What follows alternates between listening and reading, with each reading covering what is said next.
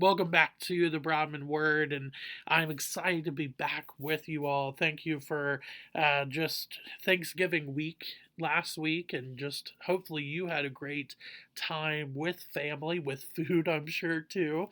But just really being thankful for what the Lord has given you. One thing that I'm grateful for is the fact that we get to walk through Scripture here, and we continue to do so with the life of Rahab.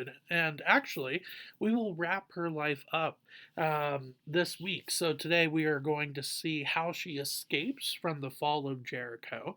And then on Thursday, we will see this really cool connection that she has, not only to David, but to Jesus later on.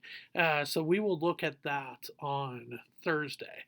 But here we are going to go back to Joshua chapter 6. We're going to look at verses 22 through 25 and see how her faith and her trust, but also her evangelism comes into play. And we'll talk about that in just a second. Joshua chapter 6, verse 22, though. But to the two men who had spied out the land, Joshua said, "Go into the prostitute's house and bring out from there the woman and all who belong to her, as you swore to her." So the young men who had been spies went in and brought out Rahab and her father and mother and brothers and all who belonged to her. And they brought all her relatives and put them outside the camp of Israel. So, if you remember from what we had mentioned before with Rahab, before we talked about the fall of Jericho, we talked about the scarlet cord that was to be placed outside of a window of some sort in her house, and that was to tell the spies, "Hey, Rahab lives here. This is where you're going to go when it is time to basically rescue me from the fall of Jericho." And so, with that being said, I think that's why it's probably happening before the fall of Jericho, based on verse 24. Let's look at that. And they burned the city with fire and everything in it. Only the silver and gold and the vessels of bronze and of iron they put into the treasury of the house of the Lord. So everything is destroyed based on the word of the Lord, and then the things that could be profitable down the line, especially when we're talking about the building of the temple later on. But just for more short-term purposes, it would be used in just the everyday sacrifices, that kind of stuff.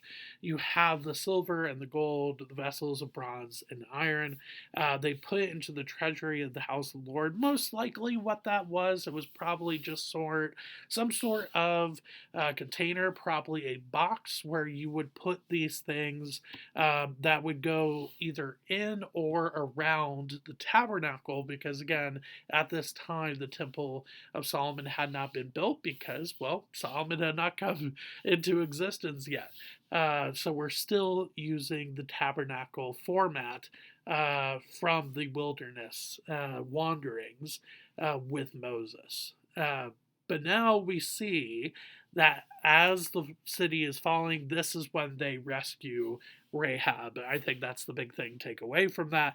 Everything is falling, and you would expect, because her house is part of the city of Jericho, her house to fall as well. And, well, it does, but they do save her. And that is the biggest thing. But it's not just her either. Verse 25. But Rahab the prostitute and her father's household and all who belonged to her, Joshua saved alive. And she has lived in Israel to this day, because she hid the messengers whom Joshua sent to spy out Jericho.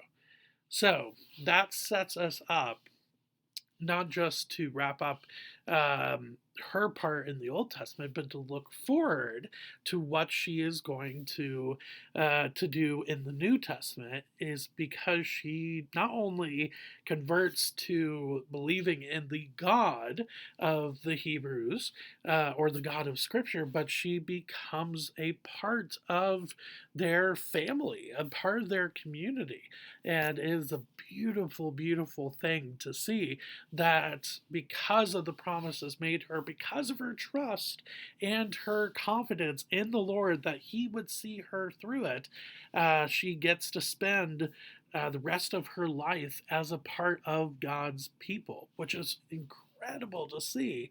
But the thing that really gets me going is the fact that she does not hesitate to get her family involved.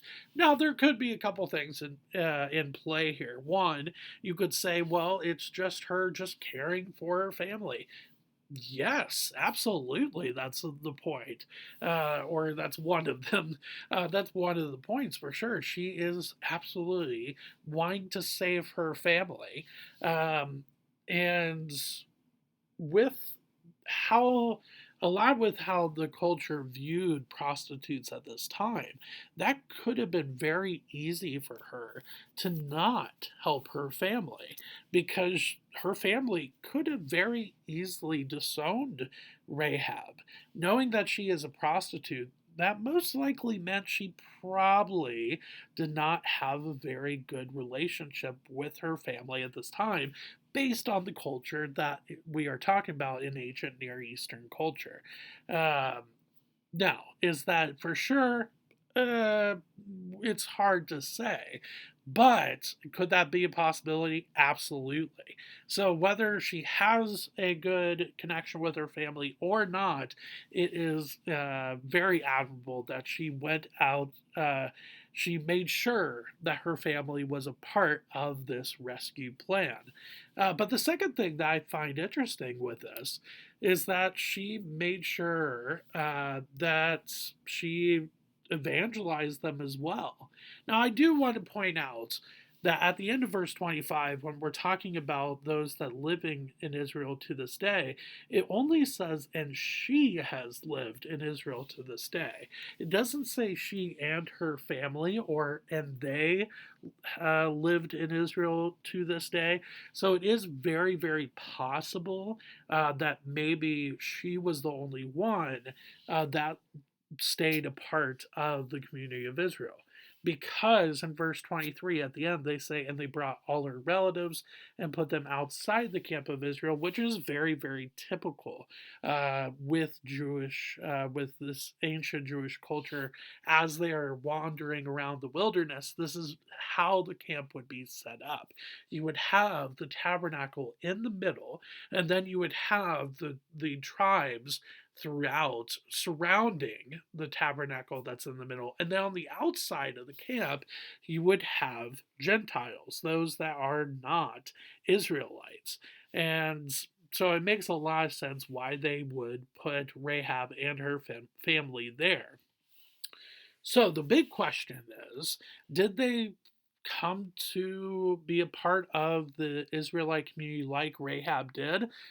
It's possible, but it's not as clear because it says, and she has lived in Israel to this day. However, because of her, they survived the fall of Jericho. And most likely she told them, hey, look, the Israelites are coming. I believe in the God of the Hebrews, that he will do exactly as he says by conquering the city of Jericho. We need to do exactly what the spies have told us to do by putting the scarlet cord out of the window and staying in the house during the battle until we are told to come out by the spies. And that is exactly what happened. So, in a way, that is a type of evangelism. So, not only do we see faith and trust with Rahab, but I think we also see a little bit of evangelism as well. And that is something that you and I, as believers, as followers of Jesus, can definitely take into our life. Yes, we want to have a very strong faith and trust in the Lord, but we also want to make sure that we are not just going to our family, but to our community and making sure that they know who we serve, why we serve Him, and to encourage those around us, especially our loved ones, right, to do the same and uh, to fall in love with and then follow Jesus, like you and I have as followers of Jesus. So, with that being said, thanks for spending a little bit of time with me today as we look at Rahab, and we will wrap up her part of Scripture with just this really fascinating look at the genealogy of David and the genealogy of Jesus. And so I will see you Thursday. Thanks.